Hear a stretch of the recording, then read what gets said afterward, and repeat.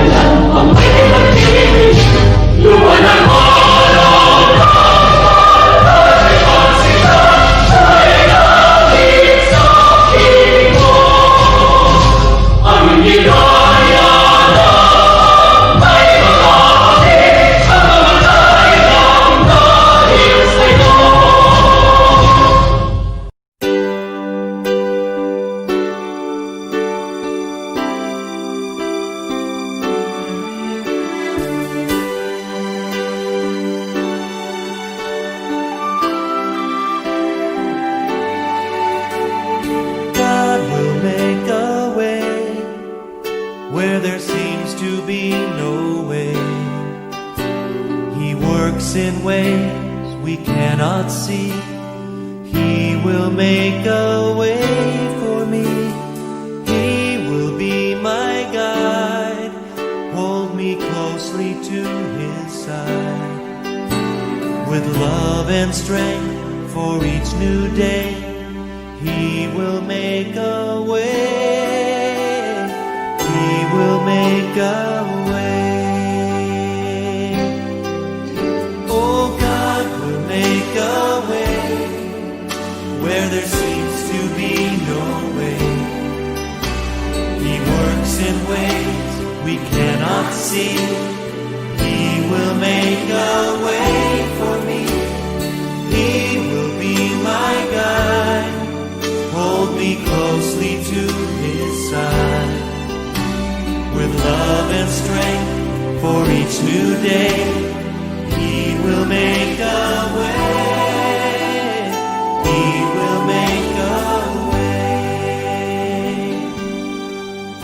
By a roadway in the wilderness, He'll lead me.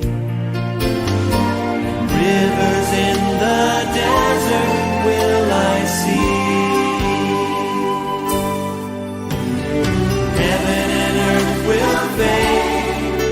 But His word will still remain, and He will do something new today.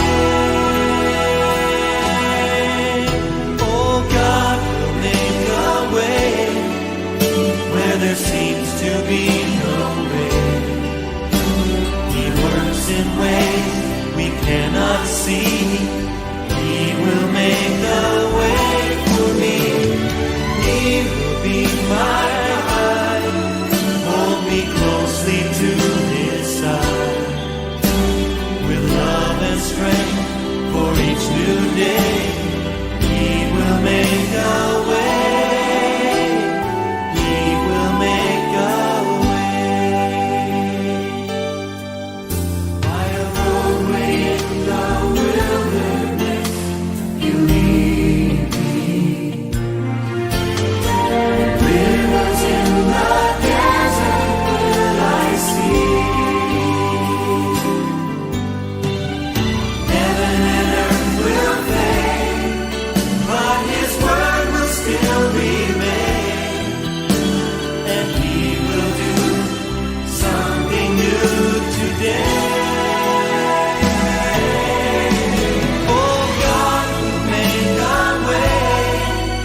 where there seems to be no way.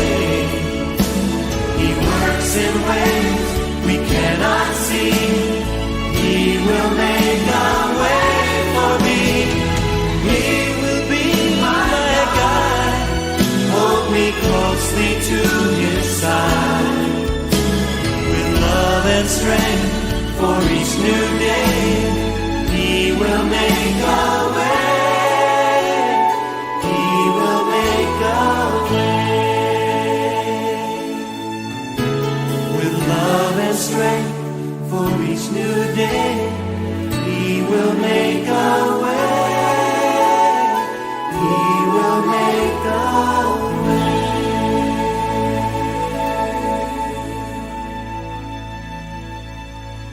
To welcome us all in today's virtual summit, let us all give our virtual claps to the SBM Coordinating Principal, Ma'am Cheryl M. Laga.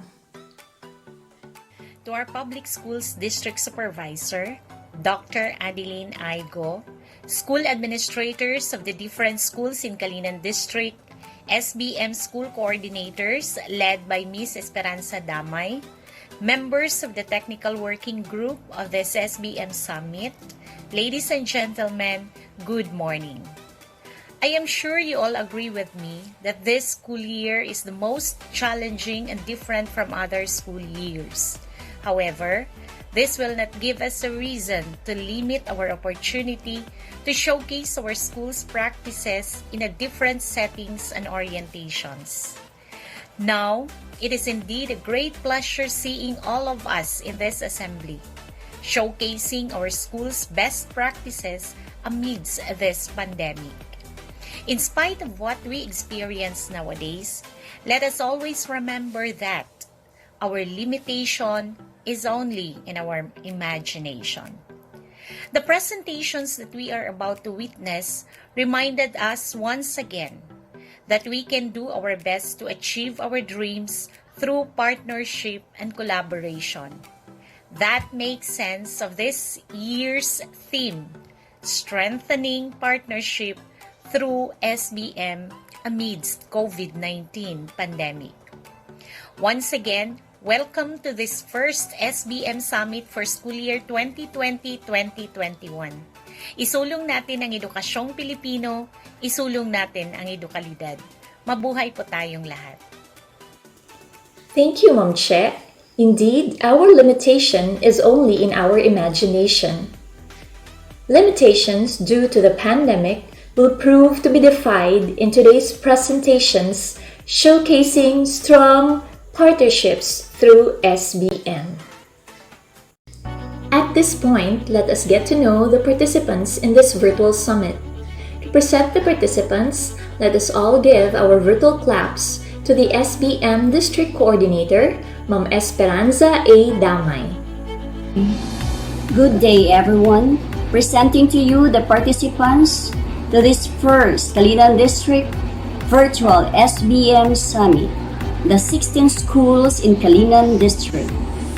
Starting from Calinan Central Elementary School, headed by Dr. Elizabeth G. Ayan, Principal 3. Kawayan Elementary School with Mrs. Marivic Itongko, School in Charge. Dalagdag Elementary School, headed by Marlon T. Galima. Joaquin Elementary School with Dr. Lucy G. Arquiza, Principal 3.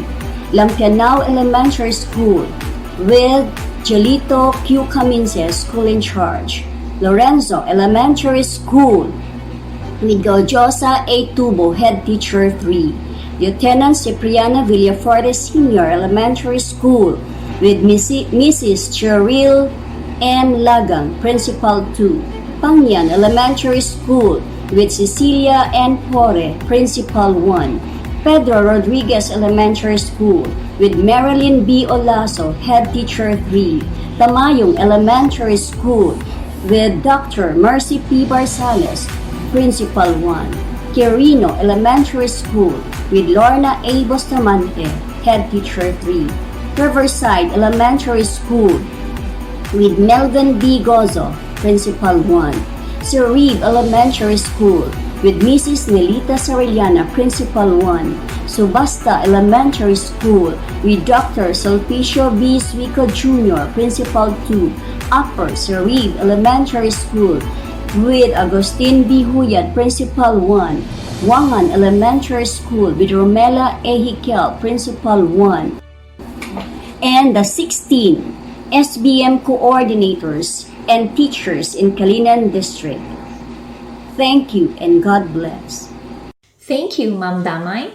Now that we got to know our participants, let us all listen to the message of our Public Schools District Supervisor, Dr. Adeline I. Go.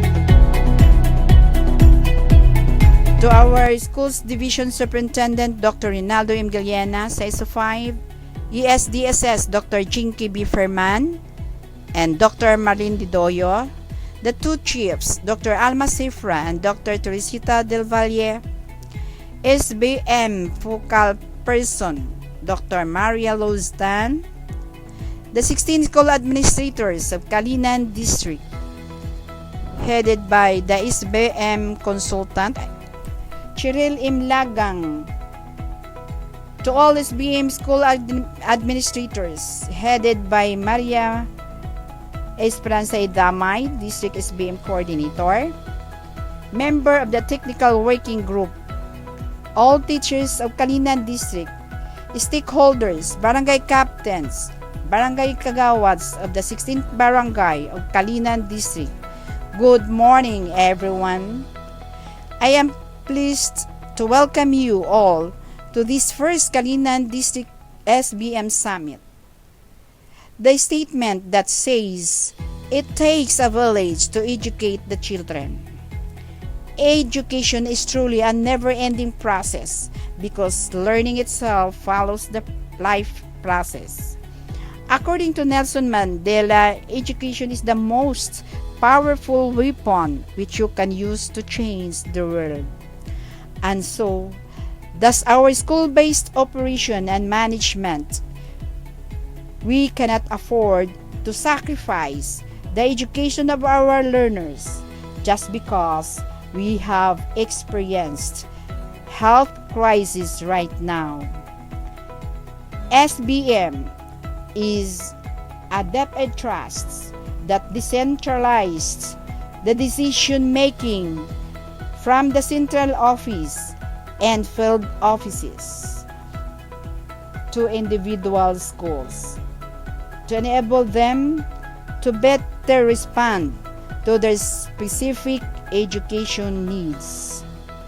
Although this year looks different than any other year here in Calinan District,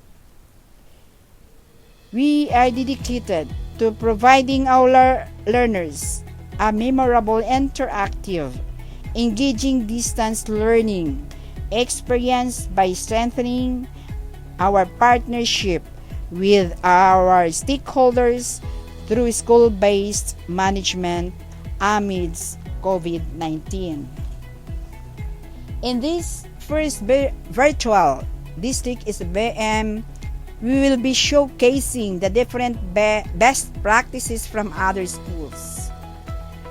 I would like to extend my heartfelt gratitude and congratulations to our SBM consultant, Mrs. Cheryl Lagang, the 16 administrators, District SBM Coordinator, Mrs. Damay, School SBM Coordinators, for successfully organizing this first virtual District SBM Summit. This is indeed the rationale of our activity today. Lastly, congratulations to all the presenters in this SBM Summit. Once again, mabuhay po tayong lahat. Thank you, ma'am, for your very inspiring message. As we all know, the School-Based Management System, or SBM, is a DepEd trust that decentralizes decision-making from the central office and field offices to individual schools.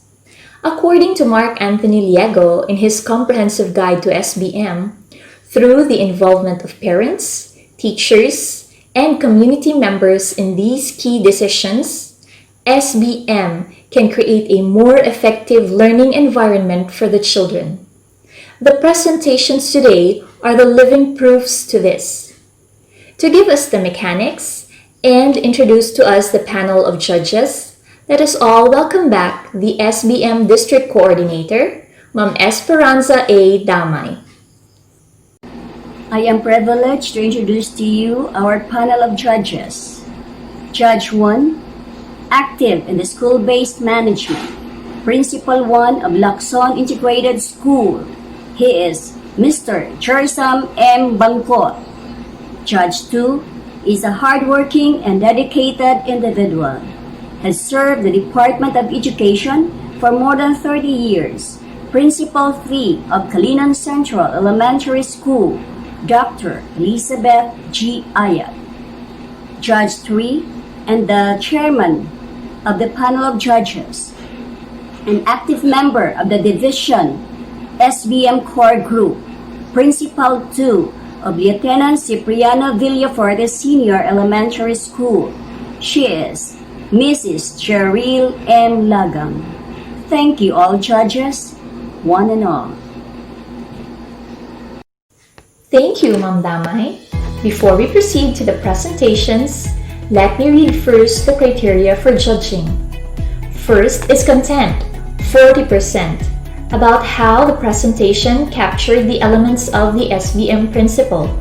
Second is impact or relevance, 40%, for the positive effect of the best practice to the learning outcome. And finally, creativity or choreography, 20%, for the presentation and design of the video or storyline. Now we are all set to witness the presentations, starting off with Wangan Elementary School for Leadership and Governance, followed by Quirino Elementary School for Curriculum and Instruction, then Tamayong Elementary School for Accountability and Continuous Improvement, and finally, Upper Surib Elementary School for Management of Resources.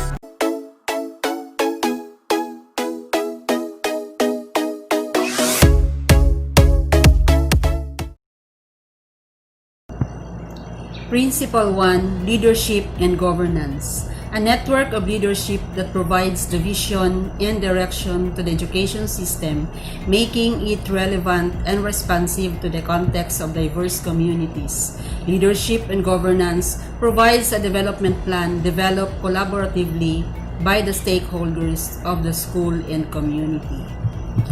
To our motherly and ever-supportive District Supervisor, Adeline I. Go, EDD, school administrators of the different schools of Calinan District, District SBM Coordinator Maria Esperanza Damay, and Coordinating Principal Cheryl M. Lagang, SBM Coordinators of the 17 schools of Calinan District, friends, ladies and gentlemen, good day everyone. Wangan Elementary School with school ID number 129547, located at Purok 4, Wangan, Calinan District, Davao City, over the years have improved in terms of population and physical aspects. The land area of 2.2 hectares under usufruct agreement from the city government of Davao has become an inherent strength of the school, a friendly environment which provides a ground of leadership and learning. At present, the school has 750 officially enrolled learners with 22 capable and efficient teachers and a school principal, collaboratively shared ideas, and envisioned to provide quality education to every learner with the full support of our stakeholders. The School Improvement Plan, which is the roadmap of the school, will guide and gives direction to every footsteps the school has to undertake. This is collaboratively developed by a team consist of internal and external stakeholders. This is to ensure the well implementation, as well as monitoring of the different priority programs of the Department of Education in the school. Wangan Elementary School's main goal is for the improvement of the learning outcomes of the learners. Performance indicators of Wangan Elementary School. Enrollment by gender. Male 410, female 340, a total of 750 students. Literacy level, Filipino. Literacy level, English. Dropout rate. Promotion rate. Graduation rate. Participation rate. These are the issues and concerns of our school. Number of frustration readers and participation of parents in school activities. To address these issues and concerns, we have the following projects and programs. Widening of the entrance gate for easy access of everyone in case of emergency. Installation of the school name and school ID near the entrance gate. Renovation of the treehouse as reading kiosk. Restructuring of the school reading center and provision of reading materials for the improvement of the pupils' reading level. Gulayan sa paaralan in response to sustainable development and shall serve as food basket to sustain supplementary feeding. Our programs. Watch program. We advocate time consciousness and honesty for teachers and pupils. Brigada Eskwela. DRRM. Reading Month celebration, ensuring that every learner is a reader. Career Week, leading pupils to the path they would become. Family Day, fostering strong family relationships and camaraderie among other families. And Fun Run, a wellness program for a cause. Awards and recognition.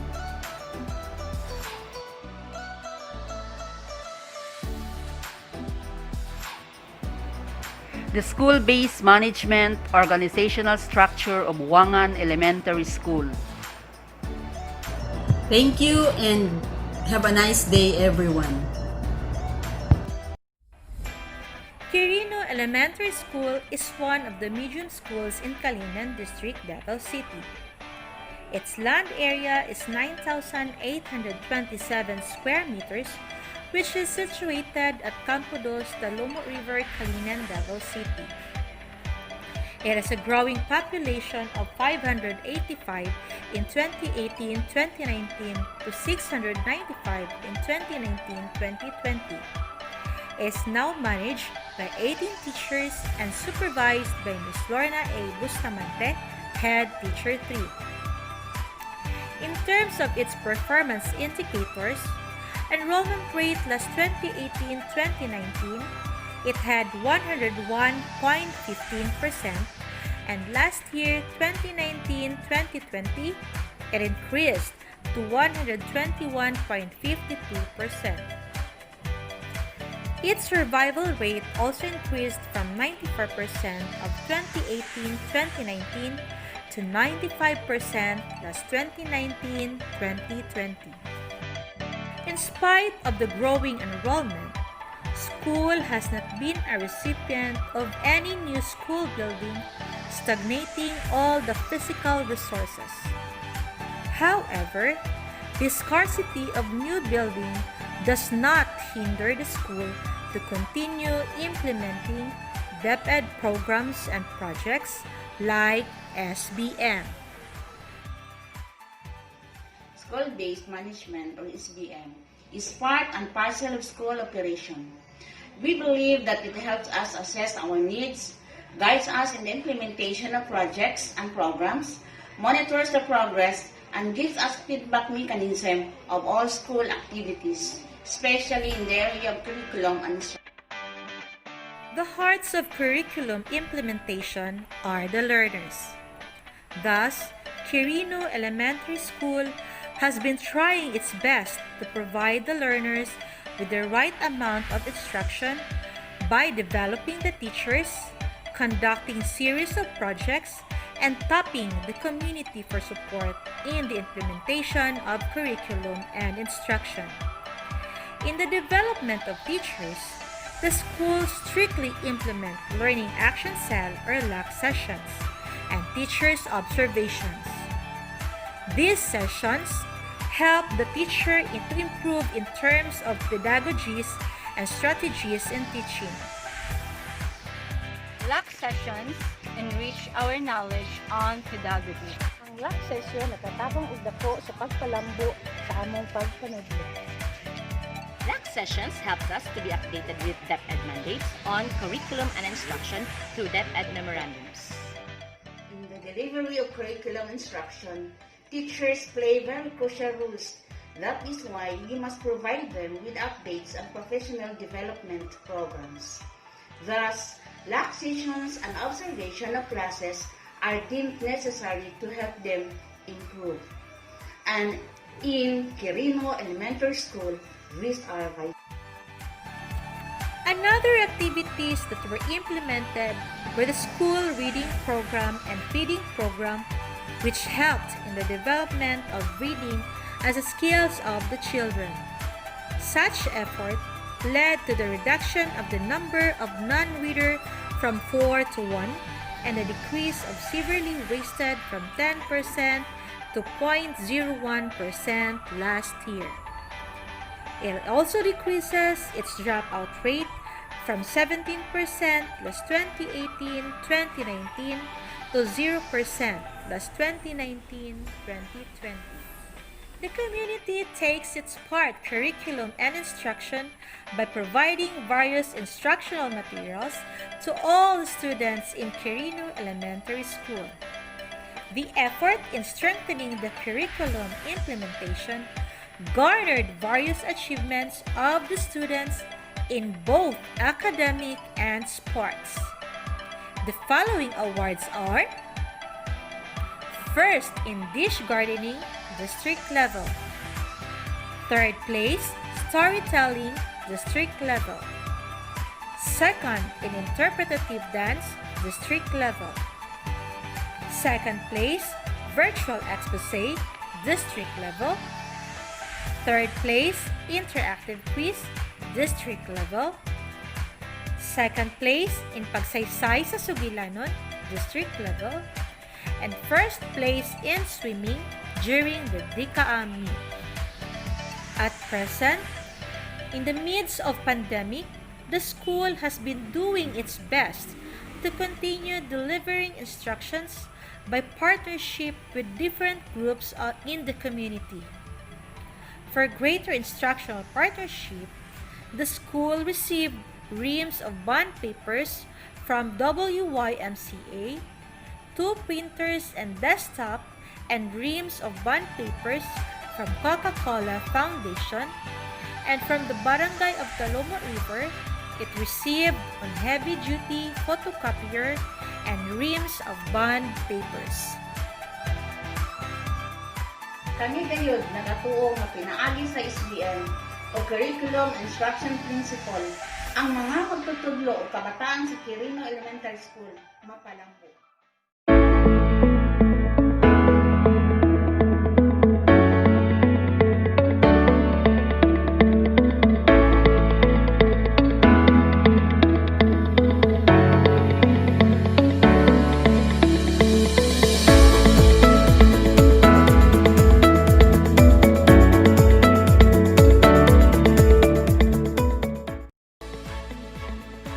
Pleasant day to all. Tamayong Elementary School clientele and stakeholders unanimously agree that nurturing the learning environment is one of the driving factors in the learning process of learners. Different initiatives were made and on the move just to meet and sustain the clientele's needs. Tamayong Elementary School has a Material Recovery Facility or MRF, spearheaded by President Rudy Magpayo of the PTA. This is an activity of waste segregation that was also used by Tamayong community. MRF is an effort to instill the protection of the atmosphere in the minds of the pupils and make cleanliness a practice to fight COVID-19 pandemic. It is interesting to note that with all of this, schools joint initiatives with clientele and stakeholders amid pandemic, the school's success in terms of attendance, survival, retention, and promotion rate increases, then got its recognition.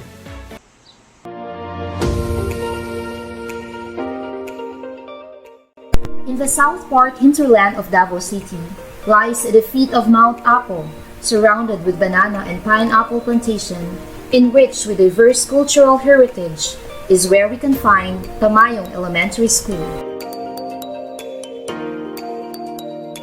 The school was established in 1948 with an area of 6,722 square meters donated by Datu Ayon, a native of the place. Most of its stakeholders are from the different ethnic groups such as Muslims and Lumads, who give their ardent support to the school's vision and mission. With the leadership of Dr. Mercy P. Barsalas and the 21 competitive teachers who deliver quality education to over 700 pupils, Tamayong Elementary School is now known for its excellence in the division of Davao City. The school, together with its stakeholders, highly recognizes the importance of creating a conducive environment to promote academic success and was identified as very high priority during the crafting of the 2018 School Improvement Plan. The school planning team created a program, Malinis na Paligid, Bukas na Masigasig, the school's waste segregation program. With this, commenced the material recovery facility and eco-composting receptacles.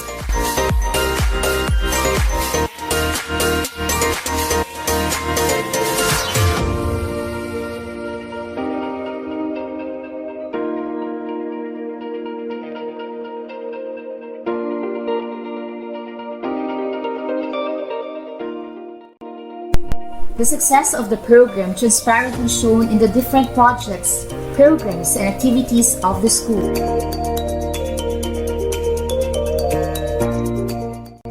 Strong support from the community, the Parents Teachers Association, and the local government unit through the Barangay Tamayong Council made a productive collaboration and partnership to fulfill the shared vision. In this time of COVID-19 pandemic, the program continues through the Bayanihan Everyday, which allows parents to maintain the cleanliness of the school premise. As we battle against the challenges of the new normal, Tamayong Elementary School guarantees that the Malinis na Paligid, Bukas na Masigasig program will continue to prosper.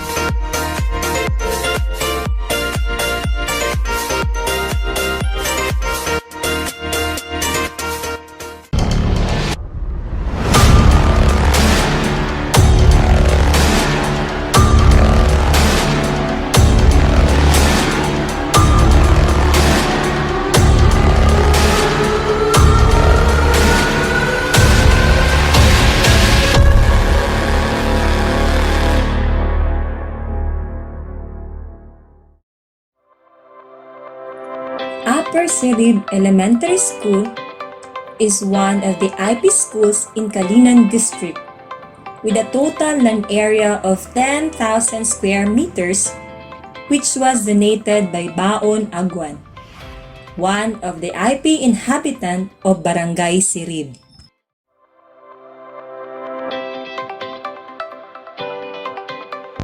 School-based management, or SBM, is a strategy to improve education by decision-making through the involvement of teachers, parents, and other stakeholders to create effective learning environment for children. At present, The school has 487 pupils enrolled from kindergarten to grade 6, managed by 16 teachers, headed by the school principal, Mr. Agustin B. Huyad. In school year 2019-2020, Upper Sirib Elementary School registered a high performance gap of 18% in pupils' survival rate, with 82% against DEBT's target of 100%. In the same year, a 6% performance gap in pupils' promotion rate, with 94% against the DEBT's target of 100%. On the other hand, the general scholastic average of Upper Sirib Elementary School in all learning areas for the school year 2018-2019 was 82.58%, a difference of 2.42% to the DepEd's target of 85%.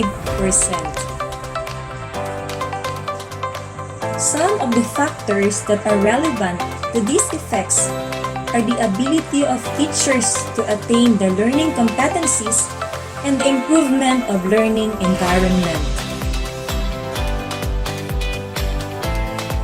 To be able to address the gap presented, school managed its resources to develop an intervention through Slack sessions with constant monitoring, observation to teachers in the classroom, making use, develop, and create instructional materials.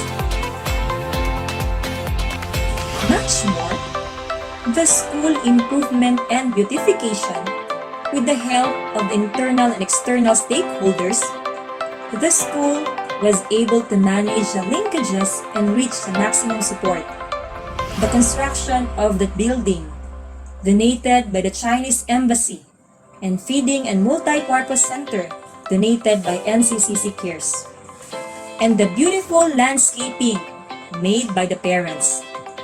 These are somehow very useful to provide a wonderful space to work and motivated students to be more involved and learn. Our best practices this year in the area of resource management are the implementation of the school-based action cell or Slack session, and the school improvement and beautification. Through the collaboration of the internal and external stakeholders and proper management of resources, programs, projects, and activities were realized.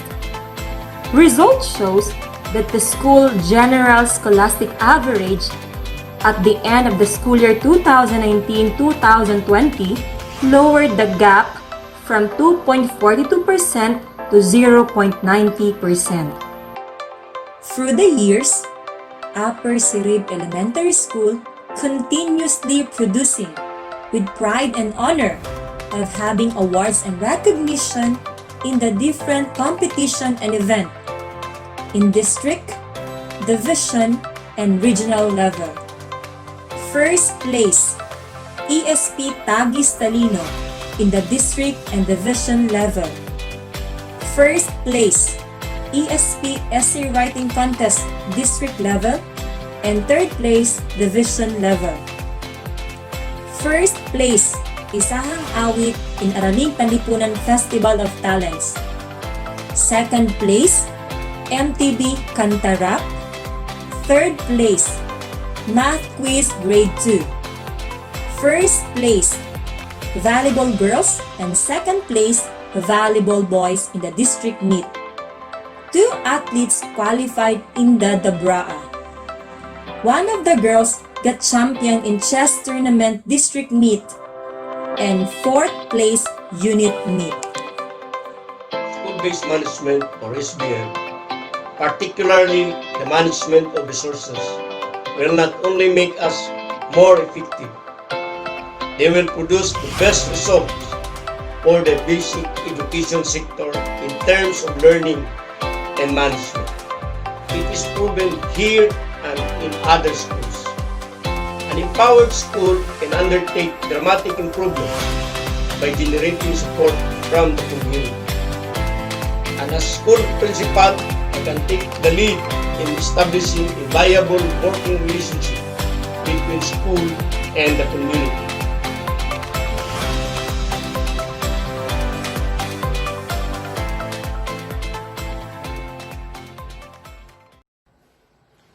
We have come to an end of this SBM Summit, the announcement and acknowledgement. All the presenters here were selected during the SBM School Coordinators meeting. Presentations were grounded in a range of evaluation criteria. Based on the presentations, schools have something essential in common. They love their job and do their best to serve the Filipino children. Thus, they are worthy to be replicated as what they have shown in their AVP presentations. These schools are truly the role models in our district.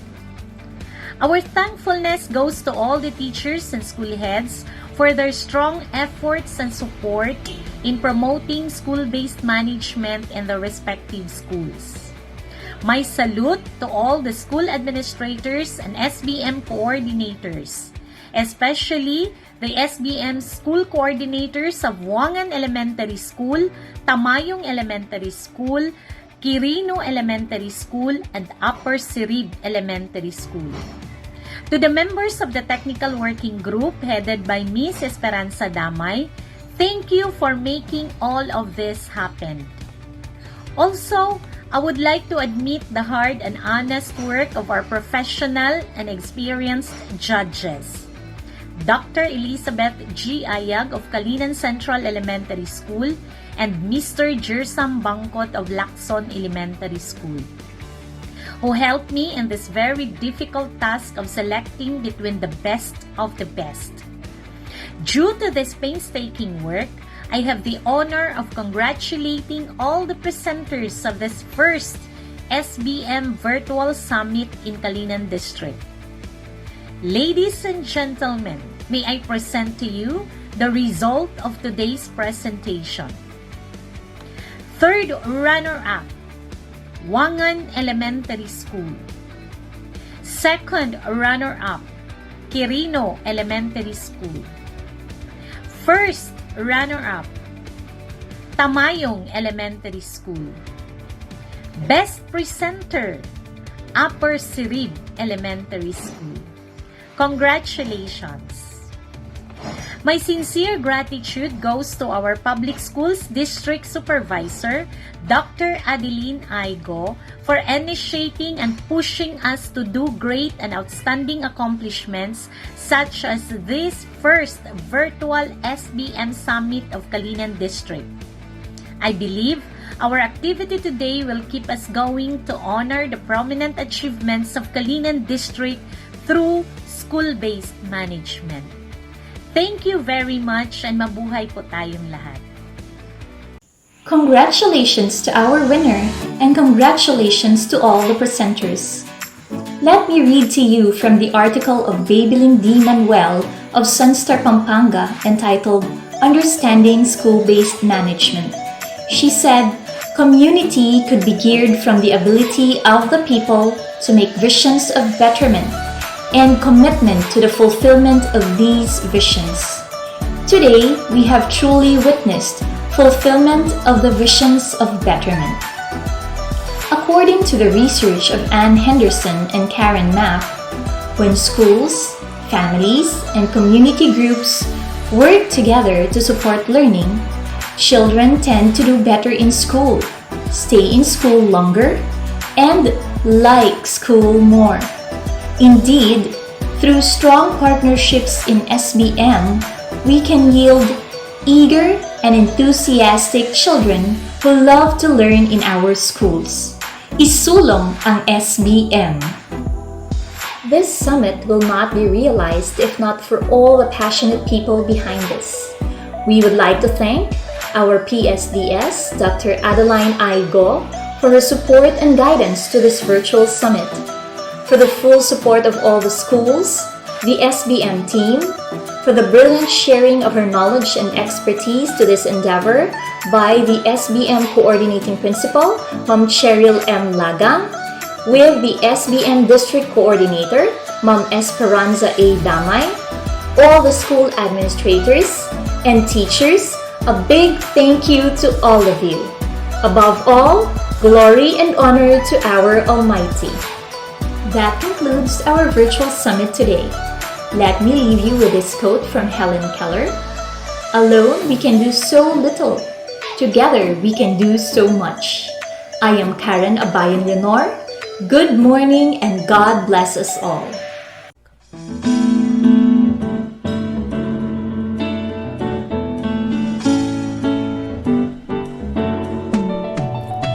Bilang tugon sa isang bagong hamon, learning delivery modalities, isusulong ligtas sa pagtuturo. Ating tugon upang magtuloy-tuloy ang edukasyon. Distance learning, pagtuturo kahit malayo, online television o radyo ang self-learning modules. Mayroong print, may digital, lahat ng paraan gagawin para sa mag-aaral. Sa blended learning, lahat-lahat pagsasamahin, masiguro lamang lessons ay makarating. TV, radyo, module, online, anuman ang gamitin, ang mahalaga tuloy pa rin ang teaching learning. Sulong edukalidad, magpapatuloy ng kalidad na edukasyon, pinakamatibay na pundasyon, pag-aaral na ligtas sa lahat ng panahon. Sulong edukalidad sa bawat pagkakataon.